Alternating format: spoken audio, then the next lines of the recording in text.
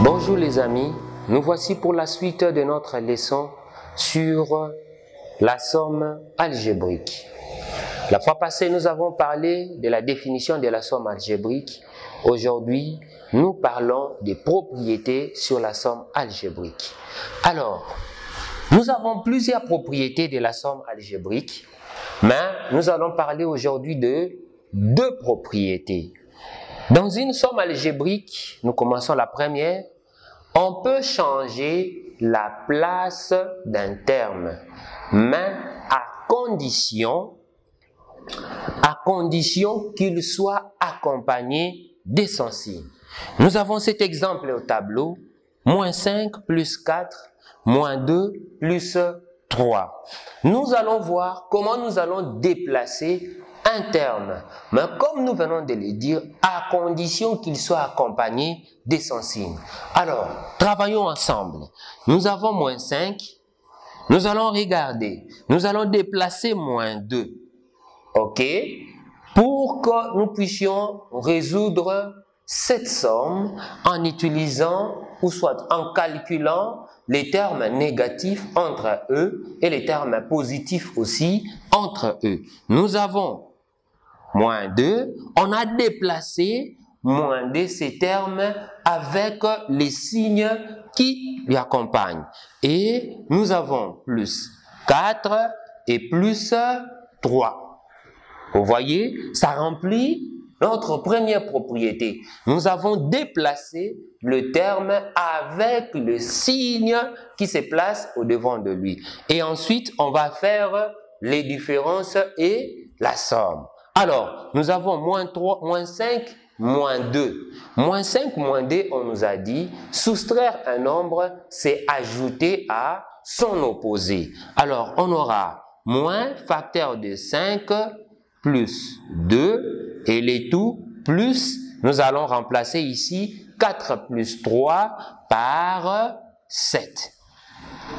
Et on fait la somme de 5 plus 2, ça nous donne combien? 7. On aura moins 7 plus 7. Ok. Ici, nous avons deux termes opposés.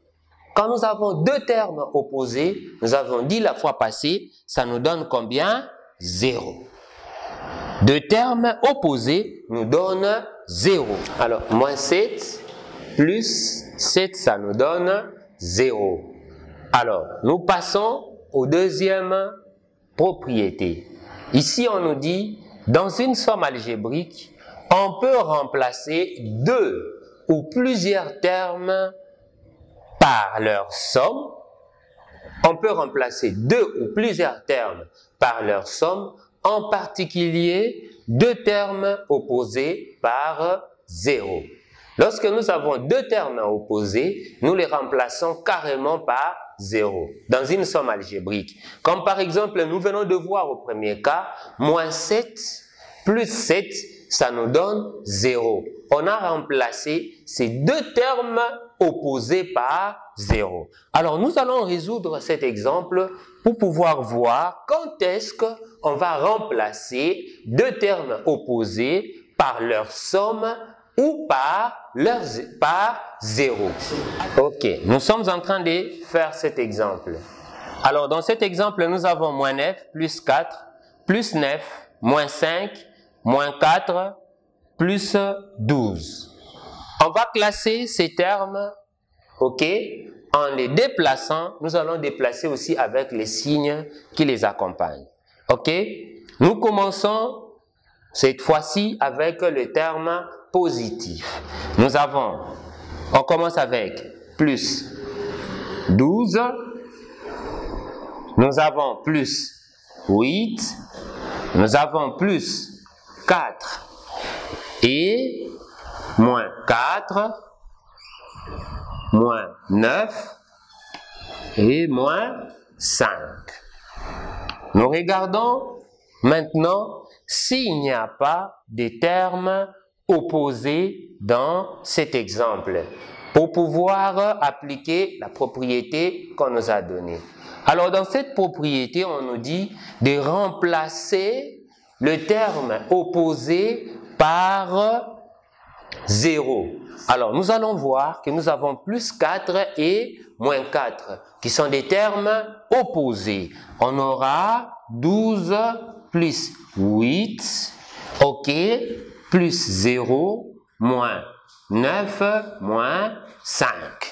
Et ceci va nous donner 12 plus 8, ça nous donne 20,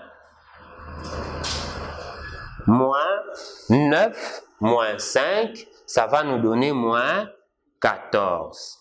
Et 20 moins 14, ça nous donne 6. Je me suis fait bien comprendre. Alors, nous allons passer au numéro 2. Travaillons ensemble, les chers amis. Prenez un stylo, mettez votre papier sur la table et travaillons ensemble. Nous avons 2A plus 4A moins 6A moins 6A plus 3A. Ici, nous avons maintenant des termes qui sont concrets. Ok? Ici, on a travaillé avec des termes abstraits. Maintenant, nous avons des termes concrets. Je sais que vous savez comment additionner ou soustraire les termes concrets. Pour additionner ou soustraire les termes concrets, je sais que vous le savez, on additionne les coefficients ou on soustrait les coefficients entre eux. Alors, on va classer premièrement les termes positifs et les termes négatifs. On commence. Nous avons 2A plus 4A plus 3A.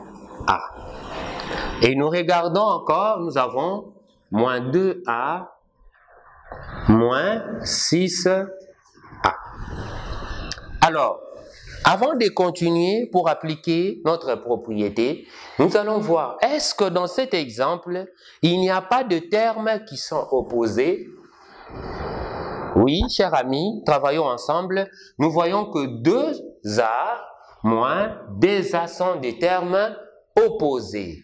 Alors, si on remplace ces deux termes par 0, ok, on va commencer l'addition à ces niveaux. On aura 4A, là en bas, et là aussi ça part, 4A plus 3A moins 6A.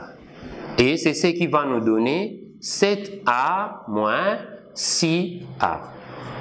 Alors, pour trouver 7A moins 6A, on va faire 7 moins 6, ça va nous donner 1. Ok? Et on n'écrit jamais 1A. On va écrire A. Donc, 7A moins 6, ok, A, ça nous donne A. Parce qu'on n'écrit jamais 1A. Ici, devant A, les coefficients, c'est 1.